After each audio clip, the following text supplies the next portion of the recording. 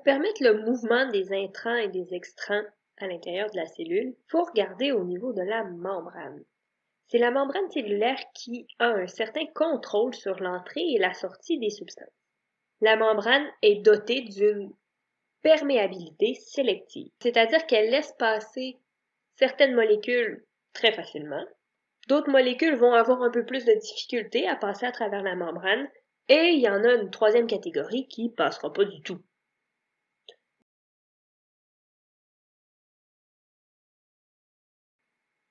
Dans cette vidéo, nous explorerons deux mécanismes passifs, c'est-à-dire qui ne demandent pas d'énergie. C'est donc des molécules qui ont une facilité à passer la membrane.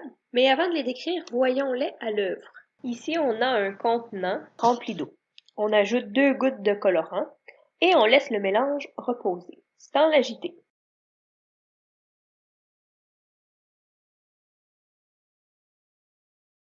On observe que tranquillement, le colorant se disperse dans l'ensemble du mélange.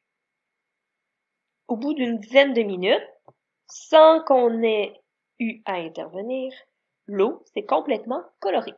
C'est ce qu'on appelle la diffusion.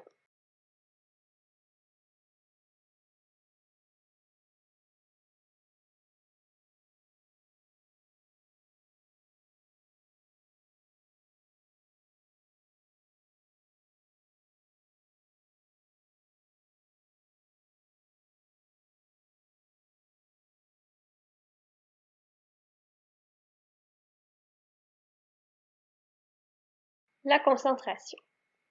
Pour bien comprendre le phénomène de diffusion et d'osmose, on doit débuter par parler de concentration. La concentration, c'est la quantité de soluté, donc la substance qui est dissoute, par rapport à la quantité de solvant dans une solution. Ici, on voit 3 solutions différentes. Les billes bleues représentent de l'eau, les billes rouges du sel de table qu'on a dissous à l'intérieur. Plus on va ajouter de sel, plus la solution va être concentrée. Ici, dans nos 3 solutions, ils sont placés en ordre croissant de concentration, du moins concentré, donc la première n'a pas du tout de sel à l'intérieur, jusqu'au plus concentré, où on voit qu'il y a plus de petites billes rouges à l'intérieur de mon bécher. C'est très important d'être capable de reconnaître les substances plus ou moins concentrées pour bien comprendre comment la diffusion et l'osmose vont fonctionner. La diffusion. La diffusion est le déplacement des molécules à partir d'une région où elles sont concentrées vers une région où elles le sont moins. Ici, on observe le principe de la diffusion qui reprend la vidéo qu'on a vue en introduction. On voit les particules de colorant se diriger progressivement vers un équilibre où les particules de colorant sont uniformément réparties dans notre solution.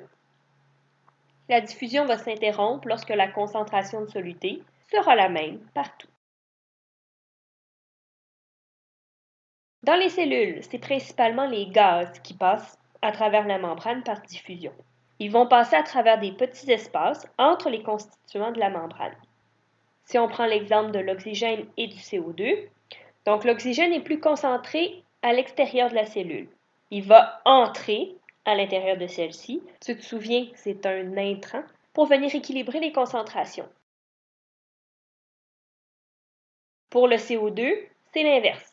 Il est plus concentré à l'intérieur de la cellule, parce que tu te souviens, c'est un déchet de la cellule, et il doit sortir. C'est un extrant. L'osmose.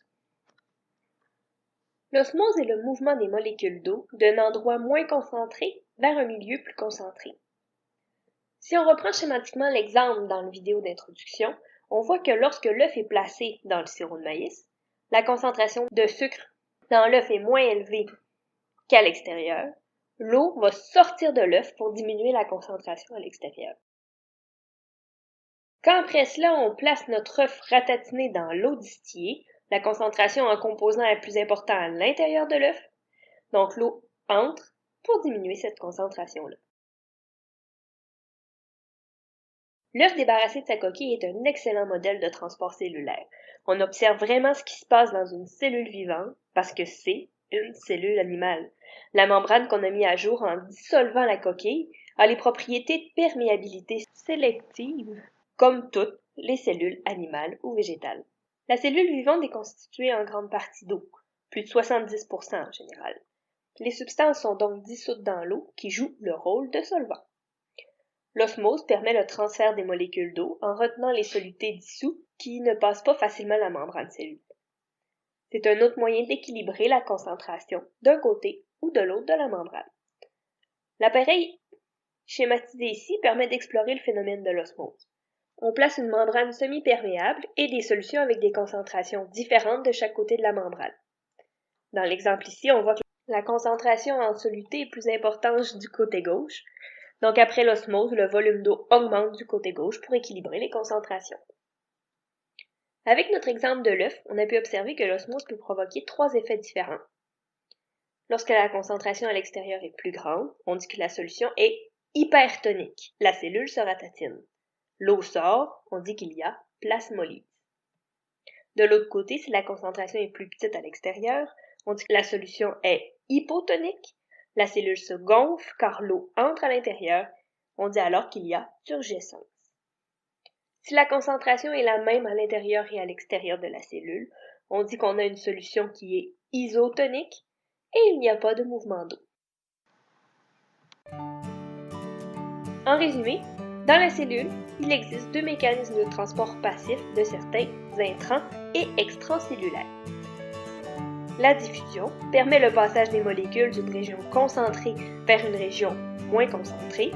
L'oxygène et le gaz carbonique sont déplacés de cette façon dans nos cellules. L'osmose est plutôt le mouvement des molécules d'eau d'une région moins concentrée vers une région plus concentrée pour aller y faire diminuer la concentration.